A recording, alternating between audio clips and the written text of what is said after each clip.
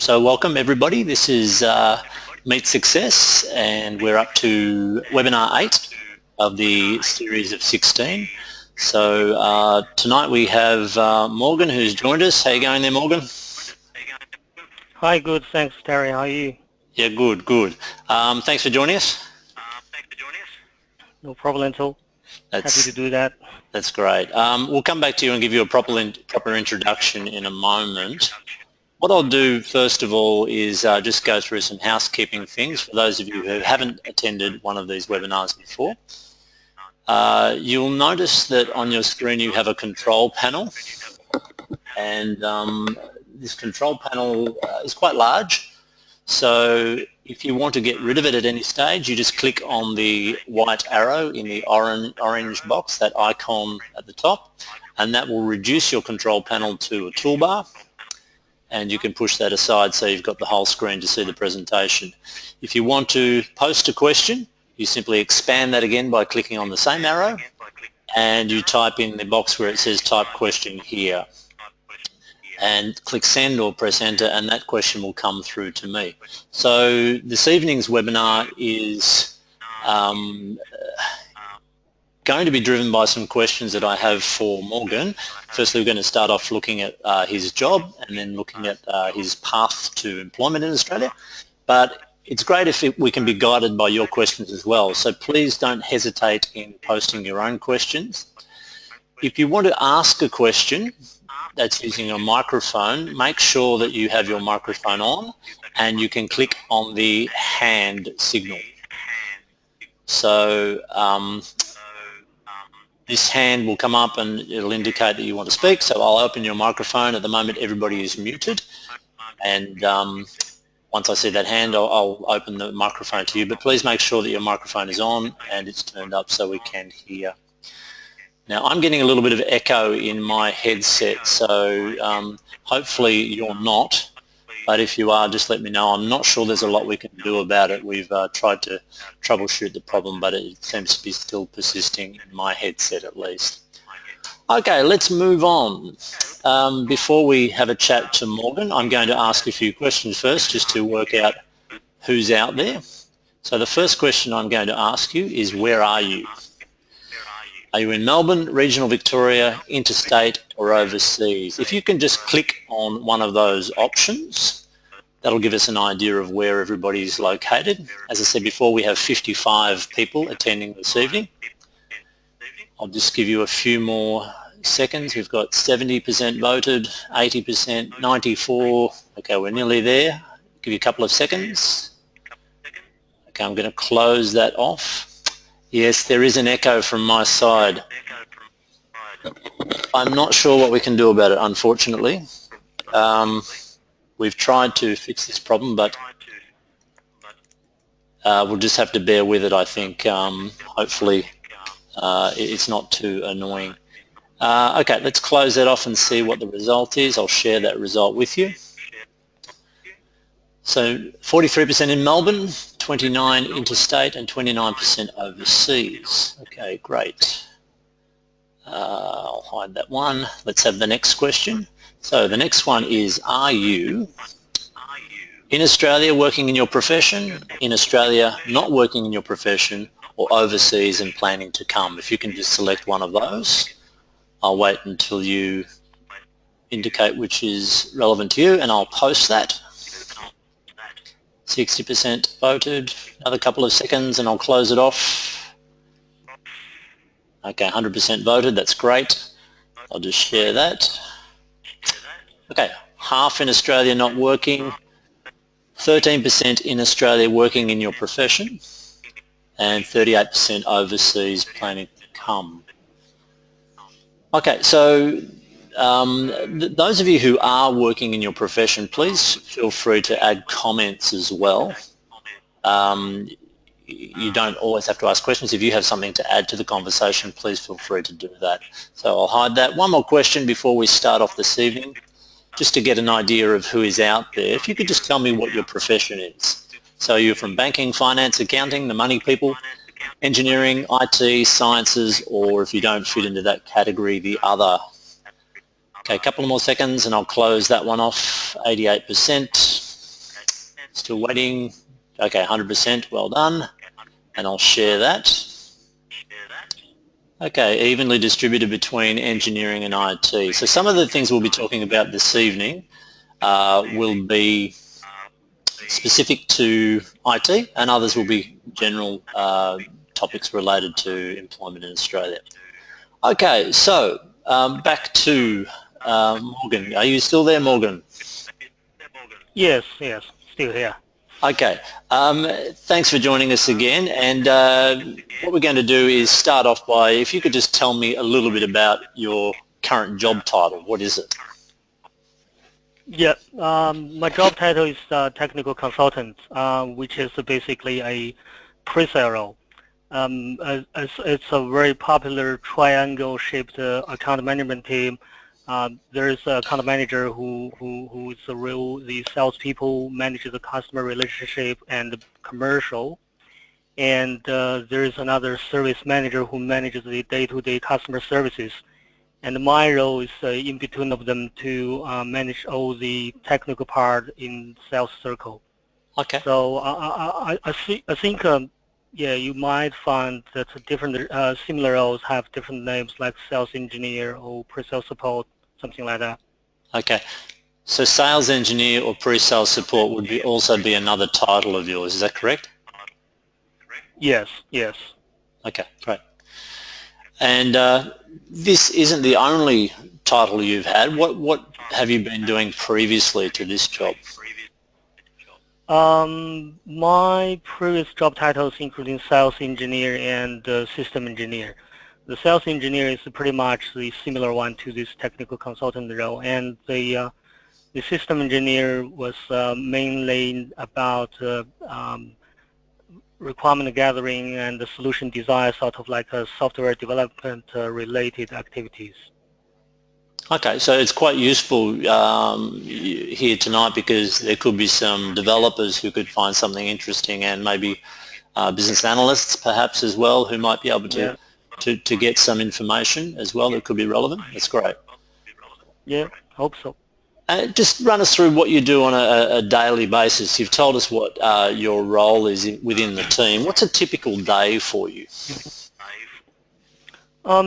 Basically, just as a pre-sale support role, the ultimate goal is to support the sales team. So I spend the majority of my time on gathering customers' requirements, understanding raw customer requirement and translating them into technical requirement. And so once I understand the customer, I can put together a solution that can satisfy the customer's requirement, and that hopefully will make the sale successful. Okay. So a large proportion of your day is client-facing, is that correct? Yes, pretty much that. And probably half, because you need to spend a lot of time with customer, and you also need to spend a lot of time do the heavy lifting jobs in the back end. Sure. Okay. Abdul has a question for you. What kind of technologies do you use, like Microsoft or VMware, are they using in your company? In my company specifically, Cisco technologies like routing, switching, something like that, and all the networking related firewalling, things like that. And the hosting part is basically VMware. That's the most popular one. Okay. So you say it's a Cisco-based environment. So to get your job, do you need to have Cisco certification? Not necessarily. If you do have one, that's good, actually. But if you don't have one, don't worry about that, because you might have the deep enough understanding of all the technologies and all the equipment products, so that will help you lock down a job even without any industrial certificate. Okay, just on that note, an extension of that, if an employer is receiving resumes from people and they don't know that person in particular, and you don't have vendor certification, how can you show that your experience has given you that knowledge without having certification? I think the first round CV screening is all about keywords, right? Employer maybe set specific certificate names and the keywords like CCNA, CCNP, or CCIE, whatever, but they also looking for uh, other words that's not related to the certificate itself, but related to day-to-day technologies like IP, BGP, sort of like that.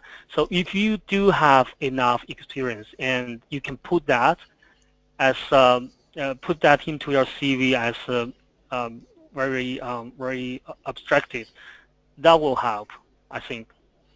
But you still could be disadvantaged because you're not scoring points on those key abbreviations. Is that correct, like CCNA, CCNP? Yes, exactly. Hmm. Probably the case. That's That's probably the interesting. case. Yeah. Yeah. Okay. Um, okay. Let's move on. And how would you describe your employer? Is it small, medium, or large? The company has roughly 400 employees, so medium to large in Australia. Yep. And what are the challenges in your job? So what do you find difficult, I guess? The biggest challenge is how to position the solution of the company in front of the customer because as a sales support, you have to, push everything to customer so that they can buy stuff. Um, so and let the customer answer the question, why should they choose your product or you or your company over others? So it's all about firstly understand the company's product and then understand the customer. So on top of that, matching whatever we can offer to what's being required by customer. It's not guaranteed that you can offer everything that customer required. So in this case, it's turned into is there any alternatives or is there any workaround that how to convince customer that their requirement can be fully addressed even without specific parts required by them. So that's a key point, and I think the most important challenge. Okay, great. And what's the most rewarding aspect of your job? Something you like doing? Uh, make the deal, Yeah. earn money. It's more than hit a target number. It's more than that. It's also very important being recognized by customer or by the sales team. Yeah, good response. Yeah. So do you have a quota that you have to reach in sales, or is it more just about trying to get every deal? Um, of course, have dark target market, but within that target market, you try your best to get as small as possible. Hmm. Okay. And what are the essential skills for your job, and do they change over time, and how do you keep up to date with all of that? Um, uh, as I'm in the telecommunication industry, so I think at least you should have basic understanding of the common technologies. The more the better, of course. And you also have to be able to pick up new things very quickly. And unfortunately, in this industry, things moving forward very fast. So you don't want customer mention something and you have zero idea about what that is, and which is okay, by the way, as long as you take that back as a homework, and next time when you come back to customer, you can at least discuss that. Um, so the second question, I guess, yes, as I said, everything is moving really fast in this industry. So keep learning, just to keep learning. And there are a lot of newsletters, publications talking about trends and new technologies all the time. And there are also a lot of training sessions available. Okay, so there is in-house training, is that right, or do you have to go off site to do that? Um, Various types. You can go to on-site training and you can attend some like this one webinar online, which is quite convenient. And other ways of keeping up to date, are you expected just to do your own research as well as to what's new, or does this happen naturally as part of your job, or do you have to do it outside of your working hours?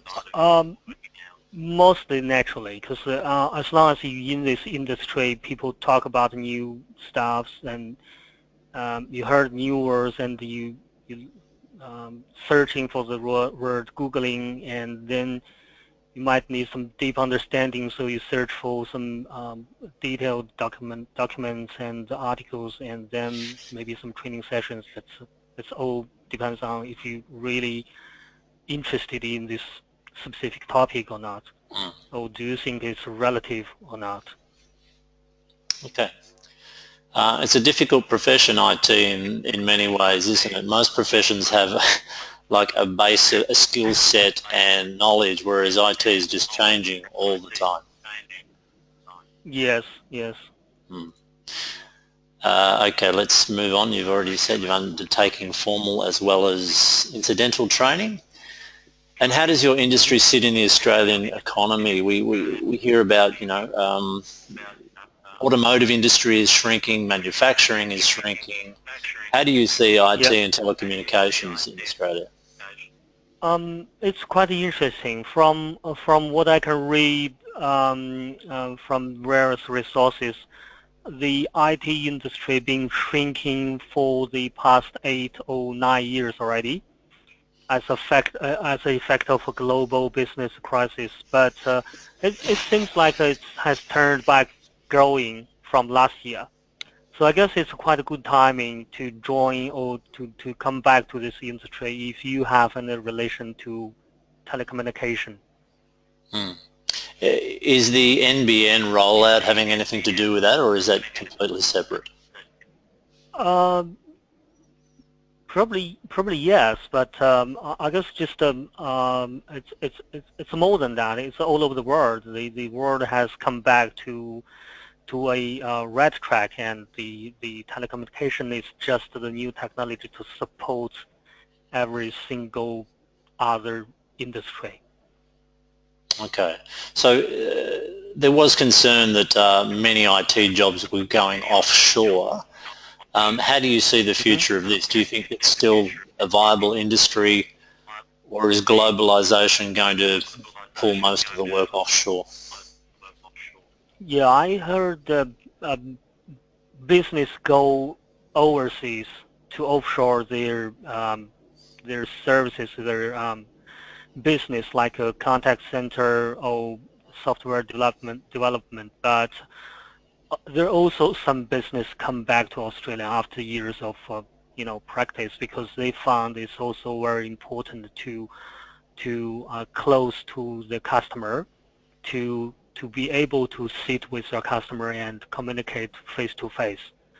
So it's not going to 100% go offshore, go outsourcing. It's just still there are some jobs has to be done locally here in Australia. So if we're talking about the software development life cycle or development in general, Hmm. what sort of jobs are more Hmm. likely to be done in Australia and are less likely to be offshored? From software development point of view, the requirement gathering and the solution design predominantly need to be done locally. And also a major part of that is testing, because you need to verify with the customer the test results. So that part also have to be done locally. And if you do have a very good communication between different groups, you can have actually the coding session offshore outsourcing to other countries. But if you don't, and if you find some difficulties communicating people in the same organization, it's actually not a good option. Right.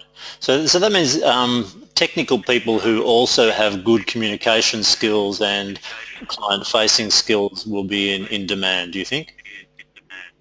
Yes, yes, exactly. Mm, okay. Somebody just prefer communicate in written, not verbally. and somebody just prefer verbal communication. It's different styles, but it's still a very important part. Can you get by purely in written communication, or are there times where you still need to speak to somebody? I think it depends. Software development, maybe 100% can be done by written. Okay. And how would you describe the work culture in your workplace? So what we're talking about here is things like management style, the employer expectations, and what your expectations are from your employer. I think it pretty much depends on the company's employer's management style, right? But generally, it's quite flexible, unless you are in some special situation or you in some special roles. But it's relaxed workplace culture is being encouraged, as what I can see here. I think the about the employer expectation, you need to have a very clear personal career goal, which matches the business goal as well, so that keep you go along with the business and also help the business to grow. And I think my expectation from my employer would be to help me on my self-development while me helping the business to grow. That's right. So the more interested you are in your work and the more aligned that is to your company, the longer you'll stay there and the more value Yeah. you become to the employer as well, yeah? Yeah, exactly. Yeah. So you said before it's a relaxed work environment. What do you actually mean by that? There's quite a few people listening from overseas and their only experience will be working in their first country. So we know that working in Australia can be quite different to, say, South Asia or the Middle East. So your previous experience was in China, is that correct? Yes, yes. So can you compare that? I think here in Australia, it's not only just following the directions. It's also any feedbacks or any change being encouraged by the employer, because once you feel like you are sort of like be involved into the business, then you can contribute yourself better. So you're expected to have ideas, suggestions, solutions as well, yeah? Not just take orders. Yes. Yeah. Okay, great. Okay, what do you think of when I say job security? Now, I've got a client at the moment who's been presented with a contract, a short-term contract. We're seeing more and more of this. What can you share in relation to how many jobs are out there for ongoing positions and how many are 3-month, 6-month contracts? Yeah. Job security is not only you're not getting fired. It's also about, more important is it's about, even I quit today, can I find a better job tomorrow? And I guess I think there's no issue with a short-term or contract roles, because it's actually a quite good way to contact with people in your industry and expand your network, to know different people and to know even more opportunities. Okay, so sometimes my clients arrive here and the first job they're offered is a 3-month contract and they may be disappointed and expecting more and might want to hold out for an ongoing position. What sort of advice could you give to somebody who was offered a 3-month contract as the first job? I think take whatever you can get and see if there is a better one. Yeah, okay, yeah, that's basically my advice as well, but I like to hear what other people have to say. And do you belong to a professional body, so Australian Computer Society or Engineers Australia or anything like that? Australian Computer Society. Yeah. And do you find this useful, or how do you utilise the professional body? never heard anybody talk about that. Okay. Yeah. So some are more relevant than others, and maybe ACS is not as prominent as some other ones. Okay. So what Yes, advice would you yes, give to somebody trying to break into the profession in Australia? I think first the very important part is do some research and get yourself prepared. If you know what kind of skills are likely to get you a job, then learn it. And once you think you fully prepared, then try to set up the network. Um, I know a lot of people actually get interviews or really jobs from someone they know. So short-term contract or unpaid work placement is also a very good choice. Yeah, great. Good advice there. Yeah. And what about, you've mentioned research. Is there anything else anyone can do Yep. before they arrive? So maybe they're sitting in Qatar or in Sri Lanka or China or somewhere Yep. planning to come. What can they do in preparation? Yeah, sure. It's a world of the internet now. Just maybe try LinkedIn. Find whoever you think share the same industry or very similar background with you, and maybe try to send some invitation, expand your virtual network online. And you're probably not going to talk to him or talk to her eventually, but at least you can see uh, what they've been talking about, and probably even better, is there any job vacancies they mentioned and something else. And also try seek.com.au, do some research and see in your profession or in your industry what kind of expertise are most required so you can have yourself prepared before you arrive in Australia. Yeah, that's great. And to see whether there's anything you're missing as well, because sometimes there is a bit of a skills gap, and you might be Yep, able to do yep. something about that before you leave. So let's get back to a bit about your story and not so much your job at the moment. When did you come to Australia, Morgan? Mhm. About 3 years ago. 3 years ago, yeah. And what did you know Yep. about it before you came? Before I came, I know that Australia is a very big country and definitely a developed country. And I knew Sydney Opera House, and I knew Great Barrier Reef from Finding Nemo actually, and Ah, and and you kangaroos and koalas only live in Australia. So that's pretty much everything. Long story short, just not enough. yeah, okay. So Finding Nemo, are you going to see Finding Dory? Yeah, definitely. My son would love that. Okay, so before you came. Now, so why did you choose Australia? Did you try it out first? Have you been here before to test the water, or? No, not really. I have a cousin who lives in Melbourne for over 10 years. So we had a long chat when she was visiting her family, and in that time, only that time we realized that there are multiple choices in your life. So as you know, people just have different thoughts. So I had a chat with my wife after that, and we made the decision to come here. Okay. And did you choose Melbourne because your cousin was here, or was there another reason? Yeah, yeah, yeah. Yeah, same reason. Yeah, look, it's important to have support. If you know anybody, it's always useful, whether it's a friend or a relative or a professional Yeah. who's helping you find employment. It's always good. And how long did it take you to find work, Morgan? I think for those who don't know me well, I actually attended OQP session when Terry was still in an MIT, right? Hmm. So even though it still took me 3 months is locking down the first work placement after I thought like I have already have everything prepared and everything ready for job applications.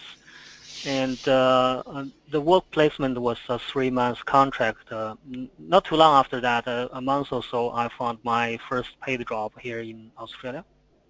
So you're in the situation of having done an unpaid placement, which OBP Australia also facilitates, and then you were Yeah. employed by the same employer. Is that correct? No, actually, I employed by another employer, but uh, the company I'm now working for is actually the one I took my work placement. Okay. There So was no vacancy. Yeah, there was no vacancy back that time, but once they have the vacancy, they contact me and asked if I'd like to come back. I was, of course, very happy to. fantastic. So the work placement was enough to help you secure an interview elsewhere and maybe get a job elsewhere, getting some local experience. Was that right? Yes, at least I think the best part is to help you to understand the local, workplace and understand the local industry, what's different from your own country, and get to know people in your industry, in your profession, so you can have a wider network. Helps you, find a new job, at least find a new job. Otherwise, you already have one. Yeah, okay. And you might find yourself in a situation of being offered multiple jobs. The more people you speak to, the more contacts you make, more opportunities that arise. So you were in the position of taking Yep. initially a short-term contract, got other work, and then from that other work came. So for those of you who haven't got any work at the moment, Morgan's advice of taking whatever you can get at the start is important. He's experienced that, and that's the experience of most people as well. What about how many interviews did you have before you, let's say after you Um, did the placement, did you have multiple interviews or was it the first one? Or um, that was just a month, so probably 3 interviews for the first paid job. okay, that's pretty good. It's very rare that people get a job on their first interview. I just need to say that first of all. A lot of people get very disappointed when they have an interview and don't get it. They think, oh, that's it, I can't get a job in Australia. But sometimes it can be as many as 5, even 10 interviews before somebody can actually secure the job. So it was pretty short, 3 interviews. So Yeah. did you use recruiters at all? You've already talked about doing an unpaid work placement. Did you use hmm recruiters or did you apply direct through company websites or expressions of interest? How did you go about securing those, say, 3 interviews that you had? Mainly through direct application. I basically screen all the jobs that I'm interested in on Seek and only do the direct applications. So I contacted agencies a couple times and they didn't get me anywhere. So I would say if I know who is recruiting, I will express my interest to the employer directly. Apparently that's more efficient, right? But and it, yeah, I think if it's possible, internal referral is almost the best choice, like always, because you guarantee to have someone review your CV and you guarantee to have someone contact you in the first place, Hmm. unless you have a really awful referral, but that's not happen a lot. So probably direct application is the best way left. Yeah, so direct applications, trying to expand your networks to see if you can talk to the right people. Your Yep. experience with recruiters is common. Many people find it's not that useful. Other people do get work through recruiters, but yeah, direct application is Yep. important. You also mentioned that you targeted the job. So sometimes people arrive and they're desperate to get work and they apply for dozens and dozens of jobs, but many of those jobs might not be a very good fit. So you think it's important Mhm. to pick the ones that are looking for the skills that match yours?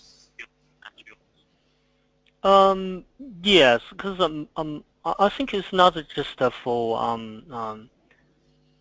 surviving. It's also for something you really interested and you really good at. So that's important. And also, if you want to stay in your profession, you better keep doing what you did in your own country. Yeah, good advice there. So we've got about another 15, 20 minutes. If you have any questions, for those of you who've arrived recently, we're talking to Morgan, who's a technical consultant in IT and telecommunications, and we'll keep going. You've already given some advice there. Did you have to do a survival job, Morgan? So did you have to work in 7-Eleven or a cleaning job or anything to survive at the start? No, I didn't. It was a really frustrated time before I can get one single job, but I'm quite lucky that we had some saving, and more importantly, my wife was always there and very supportive.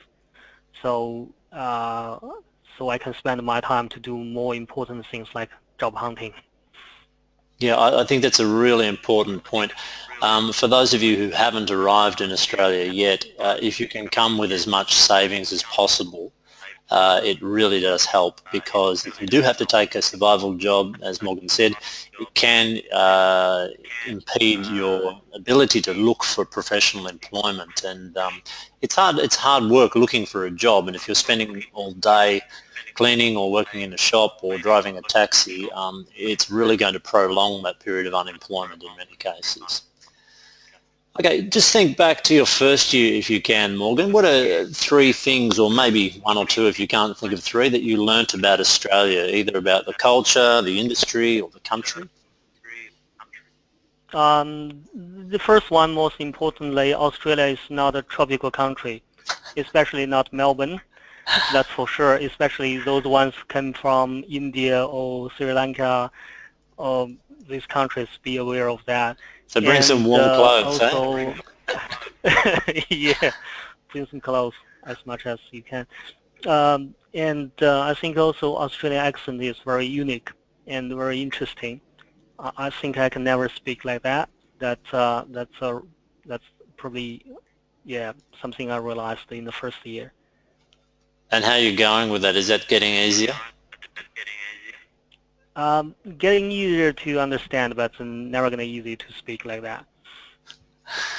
Okay, a couple of other questions have come through. Cleedon has asked, I've heard that a majority of jobs are not advertised, and he hopes to get into that hidden job market. So yeah, it could be the majority. There are certainly lots of jobs that are not advertised. It's a bit hard to know exactly how many, but certainly many are not advertised and done through internal referral. Morgan, did you want to add anything to that? No, exactly. I think from what I can see that HR usually try to send internal emails for referral program before they can publish the job to seek or any public website or public board. So they can have someone that uh, they can have more opportunity to hire someone that actually have somebody in the organization know about, rather than some strange guy on the street which HR know nothing about. I think that's pretty risky for the organization. Yeah. I know of companies that also have incentives for employees if they do refer. It's like a commission basically they get if they can refer somebody Yeah, and they turn out okay. Have you heard of this yeah. before? Yes, yes. Here in my company, there's one actually very pretty good deal. Pretty good deal. Yeah. If anyone wants to work in telecommunication industry, just send me the CV. We can hit that, and we can just split the reward. That's great. And it's becoming more and more common, I think, as well. I hear more and more of these incentive programs for referrals coming up all the time. Abdul has asked, is there any dress code in Australia, specifically IT jobs? And maybe the couple of companies you've worked in, Morgan, what would you say the dress code is? Yep. It's not really, I would say, because my understanding was that if you in sales team, then you have to dress formally every day. But here in Australia, usually people just dress like business casual, and there always a casual dressing day on Friday. You can dress just not not too much, but dress whatever you like. And of course, there are some big events that you have to wear a suit and wear a tie, but not quite often. So you're at work at the moment in an office Occasionally. environment and you've got a business shirt on, but you're not wearing a tie. Is that standard? Yes, that's standard. Just a Yeah. shirt, no tie. If you wear a tie, you get questions why you wear a tie. How about your job interview? Yeah, I think maybe even over the last 5 years I've noticed that ties are becoming less and less common as well, and sometimes they're often worn by older people, and it seems to be a bit of a trend. I think maybe Barack Obama has something to do with that. He often dresses casually when he's in public, and sometimes these fashions can move through the corporate world as well. People talk about fitting in, so it's not just about language, this is about culture and about personalities. Do you feel like you fit in Australia, and if so, why, and if not, why not? Not exactly, I would say. 'Cause, also not exactly the same words being mentioned in workplace or any other place, but I reckon you can feel it. That you have more common topics you can talk about with your colleagues, with your friends, with your neighbors, and occasionally you can go hang out with some people outside of your family. So that's probably a starting of fitting in, but I'm too far from there, I guess. Yeah, okay. Abdul has another question. Jobs timings are fixed, especially in contractual jobs, as they pay on an hourly basis. So I suppose the question here is it common to have an hourly rate for contract jobs in IT?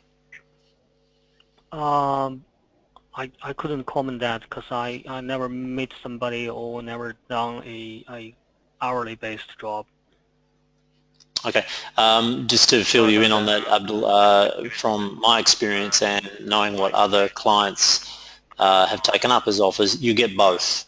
Okay, so generally the better jobs have better conditions and they are an ongoing salary and it's not an hourly rate, but sometimes initially you might have to take a job that is based on an hourly rate just to get your foot in the door, so to speak. Okay, let's move on. Yeah, have a think back to the interview. Is there any advice you could give somebody? What was your experience in the interview and what did you find difficult? Um, I guess that part is one you can find quite common even in different countries. Depends on who you approach or the size of or the internal recruiting procedure of the employer. And it could have an interview with agency upfront, and following that, probably a telephone interview from HR. And the first round face-to-face interview is always about the technical topics, and then following that, manager interview, and probably another round of HR interview face-to-face. I think you might have a executive level interview as a closure, or maybe not. It depends on different procedures. Yeah, there are different procedures. Was there anything in the interview process that you think overseas-born professionals might find difficult? Um, I think a lot of people mentioned, and including myself, the first round telephone interview would be the difficult one because that's not about technical topics which we really good at, and it's also not being able to use eye contact or any other method to enhance the communication between you and the interviewer. So I guess once you go through that, then everything rest will be much, much easier. So from my experience, a lot of IT interviews, particularly in testing and software development, it may start with a test, so they may get you to write a test case or write some code or answer some questions. Is this what you've experienced in the software development area? Yeah, that's a major part of the first part of the first round face-to-face interview. It's also a very important part of the technical topics. So you can have some fundamental questions about what are you doing and what's your knowledge about this uh, development circles or specific programming languages. Yeah. So it's one thing to have that knowledge, but it's another thing to be able to articulate that. So that means to say it. And a lot of people fall down in this area. So sometimes you need to practice exactly what you're going to say when somebody asks you these technical questions, because people can only assess you on what you say. They can't see inside your head. So for those of you who haven't been communicating in an English environment for very long, that's where the practice really comes in, and it's important that you can sound like the professional that you are. Okay, I think we've covered that one. Let's see. What do people talk about at work, Morgan? Is it 100% sales and IT, or do we talk about things outside of work? Literally everything. About the weather, about the food, about the kids, weekend, all kinds of sports games. Just one thing I found interesting that I've been told that footy is a very important topic in most of the workplace in Melbourne, but it actually depends. During the footy season, more people would like to talk about that, but it is also okay if you don't, if you're not a big fan of footy, and you can still have a lot of more other topics to talk about. And I think sometimes just listen is a good way to participate the conversation in the workplace. And just as long as you feel comfortable talk about with your colleagues. If it's not, you can just change the subject and talk about something else. It's no Yeah, problem at all. I mean, it's good to ask questions too. I think if you hear a conversation going, don't be afraid to jump in and ask some questions about any Yep. suggestions for holiday places. Or remember, people love to feel like experts. So if you can ask somebody a question and they have the answer, I mean, they'll like you for it. So interesting what you said about Yes. football as well. Yeah, that can really vary depending on the workplace. I know I've worked in environments that have been largely female, and football is Yeah. generally not a very common topic of discussion. So it depends where you are as well. Let's move on. What about language? Did you have any problems? You talked about the Australian accent, and your language is clearly of an extremely high level now. What was it like when you first arrived, Morgan? I know, but the others Um. don't. Yeah. Yeah. Actually, now I had a lot of issue with my language, my pronunciation, because I'm after all not a native speaker and had difficulties understand people and had difficulties have other people understanding me. I think still having a lot of the issues now, just to keep practicing and keep listening people how they talk about the stuff in Australia and pick up the words, the sentences they usually use and just getting closer, I reckon. Maybe not. Yeah. I mean, look, you're probably fairly modest, but I mean, your English was very good when you first came. I remember meeting you in the early days. So I think you're a long way ahead of some people. Were there any techniques that you used to develop your language further? You talked about listening, but anything Um, else? Yeah, just I think phone call is a good way because you don't have any eye contact or body language to help Mm. you understand help other people understand you. So you have to speak very clear and you have to listen carefully to understand other people. And also maybe attend some social activities like going to church or some other events to meet people, to talk to different ones, listen different accents and try different ways to talk to people. Mm. I think that maybe help. Yeah, yeah, good advice. Okay, let's move on. So we're nearly finished, so if you have any other questions, we're just about to wind up. Now, the choice of names, now often people change their name. Do you have any, some people choose an English name as opposed to the first name they were given in their first country. How do you feel about name changes, Morgan? Morgan is not my legal name. So I feel totally okay with that. It's also quite common to a lot of people came from China like me, because Chinese names tend to be very short, and as a lot of them, some of them are very difficult to pronounce if you are a English native speaker. So people choose different names in Australia to have people easily pick up the names. And I think it's okay. Name is just a symbol to refer somebody, right? And also found someone actually, what we call local people, change their names for different reasons. Uh, uh, for example, if there are very special, very rare spelling, so they tend to change it to a more common one or simpler one. Or if they, or maybe just try to shorten the names. Yeah, exactly. I mean, it's probably most people use a name that is a shortened version of their actual name. My name is Terry, but my real name is Terence, which is longer. So I never use Terence, but that's what most people who are called Terry, that's their real name. So Right? very Yeah, common. So as but far as everybody changing knows. your name, you think it's a personal preference, it's not necessary? It's not necessary, yeah. As long as you feel comfortable, you can easily use your original name. It's not a English version, but I think it's just that once somebody else having difficulties pronounce your name, you you will you will then have another thought maybe. Sure.